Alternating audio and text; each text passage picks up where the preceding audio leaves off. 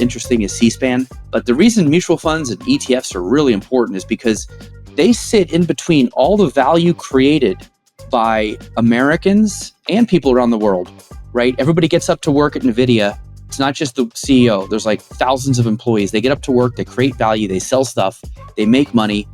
And that part of that is given back to the owners, who are the stock investors. Well, most of the people who own it through a fund. So in between all the value created by these companies and Americans and the actual investors who are depending on it for the retirement is the fund industry. So in a way, it is at a crucial place and needs to be watched and looked after.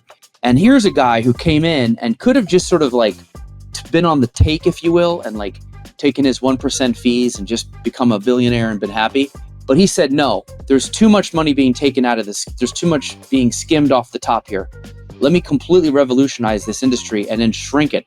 And that way the investors get more money. And that is, nobody goes to Wall Street with that in mind. This was like just an oddball mission this guy was on. And so that's the story I wanted to tell. I thought it would resonate with younger people and with anybody really, because I think people just blow off the mutual fund industry as too boring and who cares, but it was really important if you think about it.